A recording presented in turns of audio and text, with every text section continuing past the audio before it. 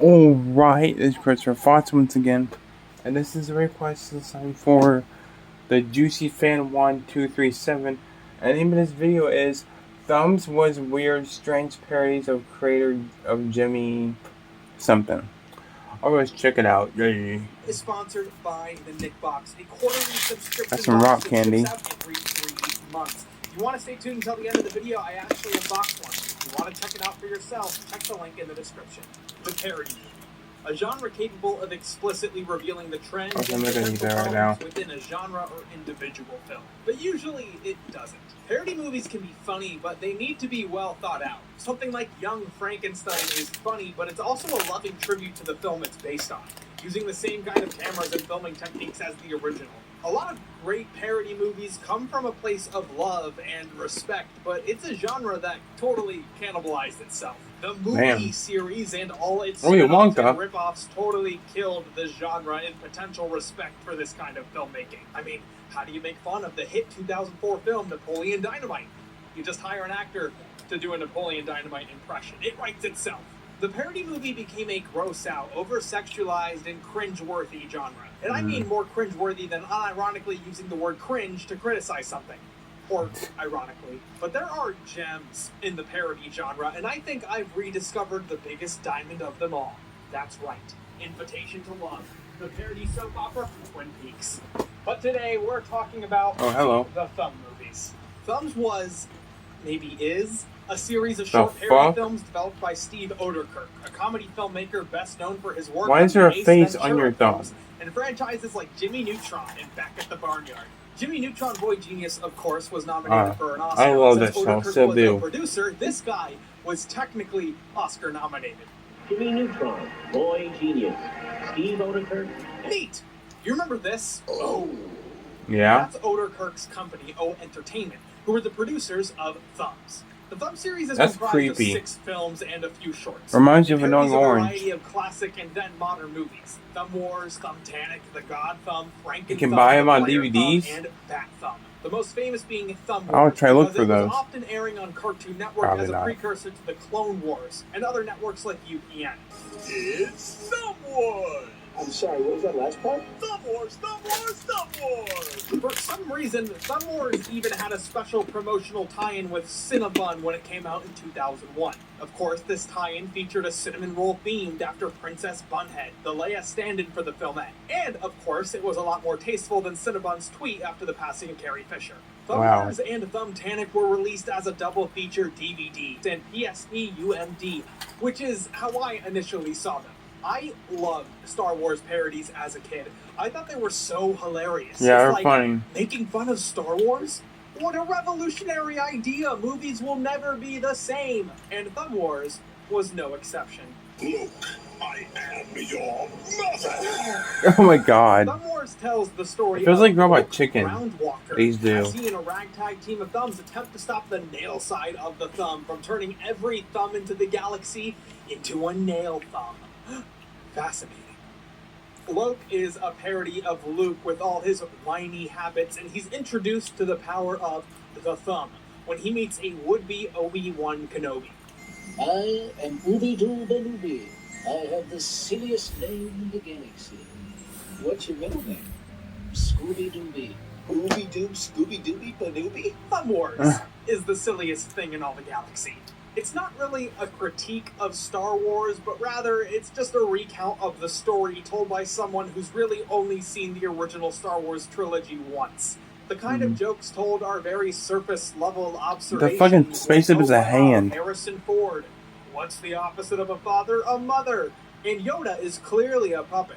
I think that's kind of creepy. What sets it apart from other Star Wars parodies. That's not my nightmares. Thanks for showing that. Appreciation, but it seems like the observation of an old man who doesn't really get Star Wars. However, when that surface level silliness is replaced with an attempt at a slightly edgier joke, it falls flat. And that goes for all the Thumb movies. I like edgy humor, but it has to be in a world where that's the standard. When we go from Ooby-Doo Kenobi to looking up Leia's skirt, or from a giant tarantula to a genital mutilation joke at the expense of trans folks, it just doesn't work. It's a tonal whiplash, and it's not a purposeful one. Thumb Wars is silly, and it works when it doesn't really try to be anything else. It's bizarre, but that's kind of why I think I remember watching the I Franken didn't pick one. this up thinking, wow, I can't wait to get new insight on this beloved classic. And in a way, the Thumb movies are decently impressive in terms of their production value.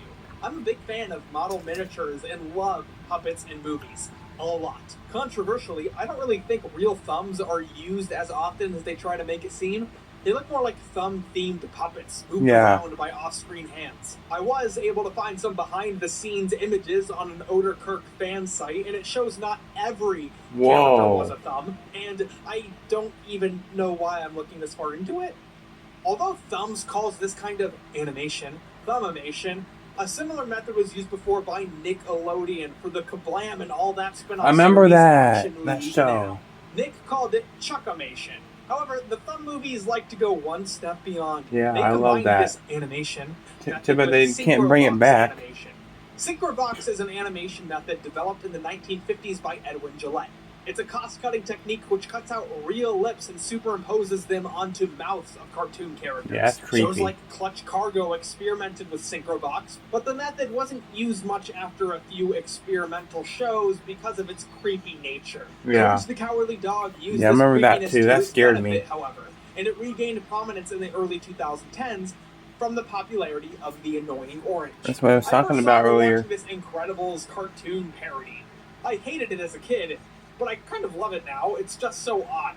While Thumb Wars has become a micro-cult classic, the rest of these films are sort of a cult micro-classic.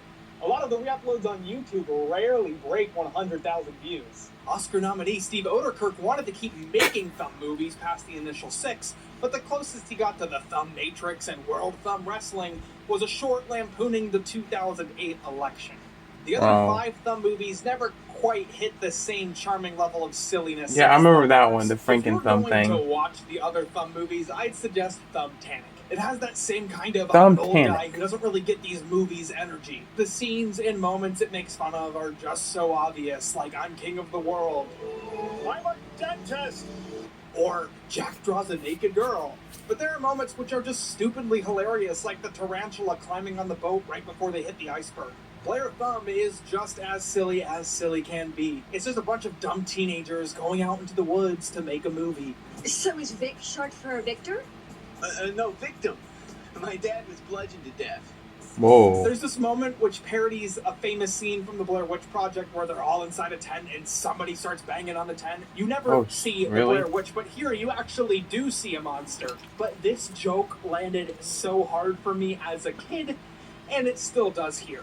It's just so dumb and so unexpected, but ends up being so stupidly funny. You think it's gone? Yeah, that movie wasn't scary at all. I love The Blair Witch. It truthfully is a good horror film, but some people just didn't really get it and didn't really like it. But that's kind of what I like about The Blair Thumb. It just feels like an old man yelling at a cloud. However, I think Franken Thumb, The God Thumb, and Bat Thumb just drops the ball. I mean, I'm not holding these other ones up to a high standard or anything. I just barely had any tiny little baby giggles from these 3. There are a few standout moments, like how they handle the horsehead scene from The Godfather, the villain's Rube Goldberg machine in The Bat Thumb, and this absolute gem from Franken Thumb.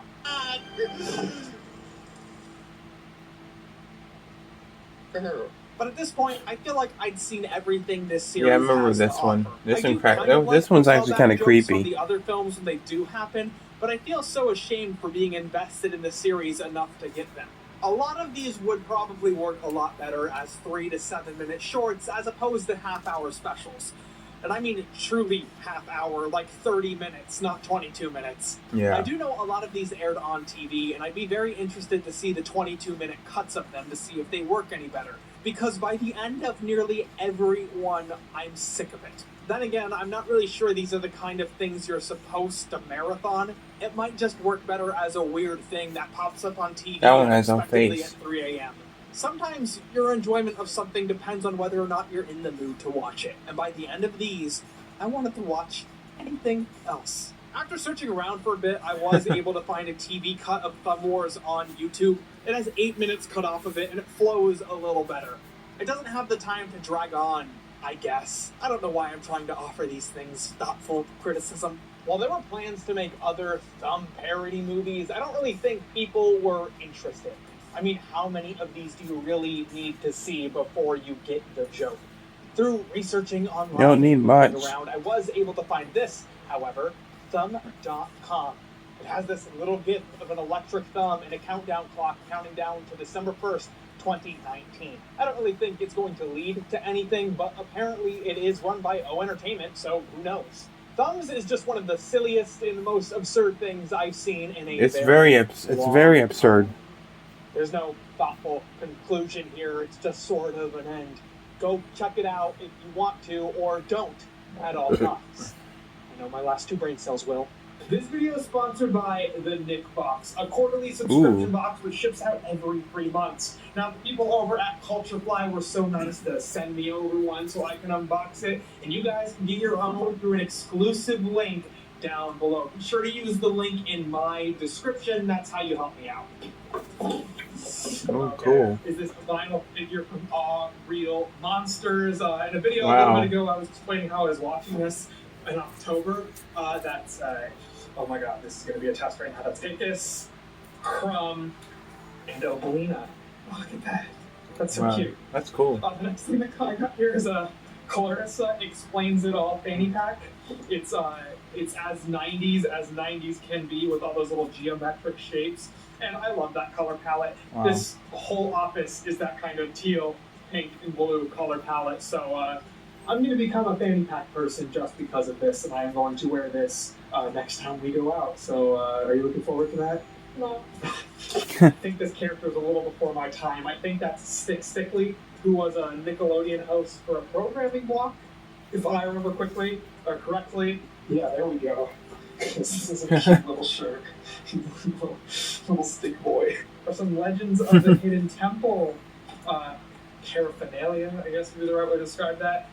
It's Olmec, the big head from Legends of the Hidden Temple. And now this is actually a little close to home because I live in Orlando, and this show was filmed at Nickelodeon Studios in Orlando. Wow, that is cool. So, I'm repping a show that was filmed right here in my hometown. And we got some coasters. You need to get a box. Team Animal coasters.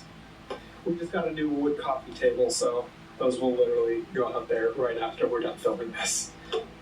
Oh, that's so cute. So thank you so much to Culturefly for sending out this box. I always love unboxing things. It's always super exciting. And if you want your own, be sure to click the link in the description down below. They ship out every quarter. So if you want to get one, be sure to use my link because that's how it benefits me. So if you want to check it out, it helps out the show. And thank you again. If you've seen these movies before, tell me which one is your favorite. And if you haven't, tell me which one you're interested in down below. That's right, I'm asking questions now. Also, give this video a like. If you want to follow me on social media, that stuff's in the description down below. Anyways, thank you for watching. Have a good day, and I will see you soon.